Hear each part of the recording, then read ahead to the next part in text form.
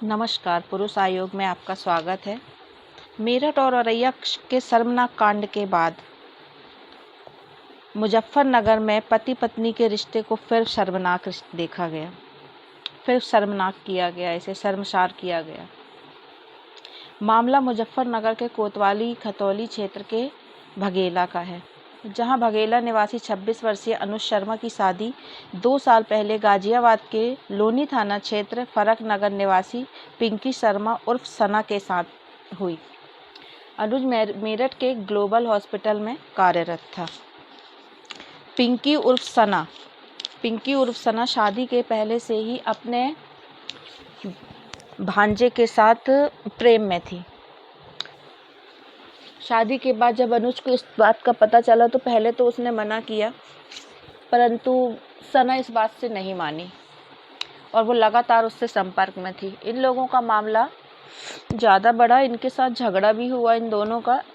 सना अपने मायके जाके बैठ गई, सना और पिंकी मायके जाकर बैठ गई। वहाँ से इसने झूठा केस कर दिया गाजियाबाद कोर्ट में इसने दहेज का केस लगा दिया अनुज के ऊपर।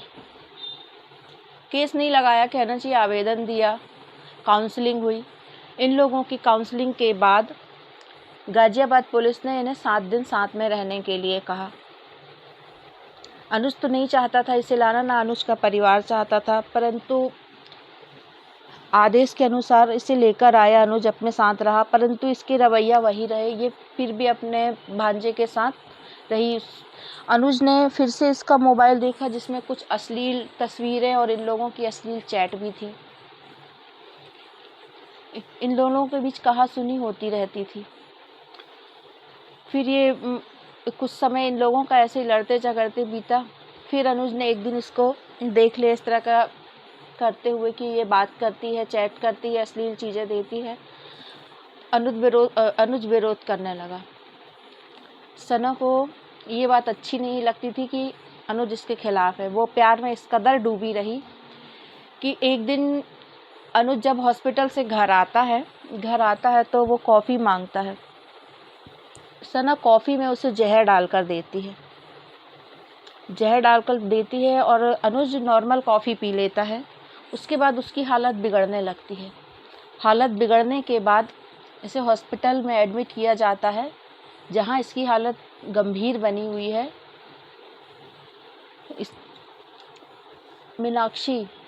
अनुज की बहन मीनाक्षी द्वारा और उनके परिवारजनों द्वारा अनुज की इस हालत की जिम्मेदार सना को बताया जा रहा है कि सना ने उसे कॉफ़ी में जहर दिया था। वहाँ के थाने में रिपोर्ट दर्ज कराई गई है। सना और पिंकी से पूछताछ जारी है, परंतु अभी तक अनुज की हालत बहुत गंभीर बनी हुई है। अभी मुस्कान साहिल और सौरभ हत्याकांड से का 3 या 4 दिन 5 दिन हुए होंगे। इसके बाद औरैया का एक कांड आया, जहां शादी के 15वें दिन कर दिया। अभी ये कांड आ रहा है मेरठ का। पूरा यूपी क्या, पूरा देश दहला हुआ है।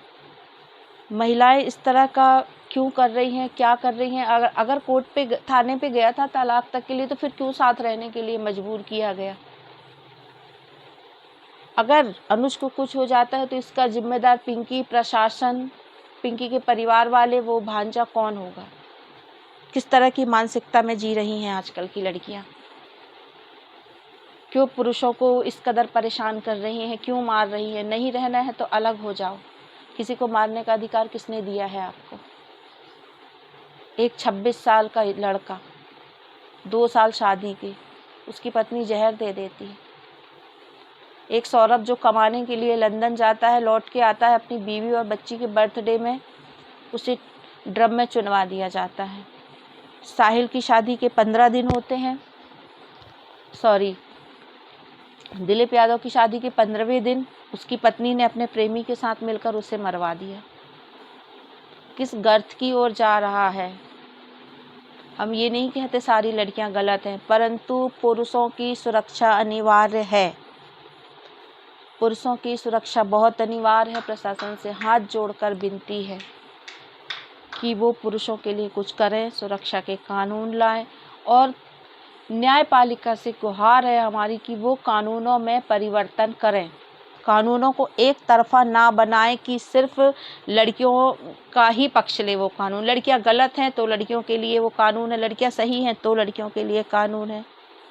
एक तरफा कानून बनाने का, फिर बोलते हैं आप लड़िए, फाइट करिए। कहाँ से करेंगे फाइट लड़के? सारे कानून तो लड़कियों के लिए बना के रखे हैं।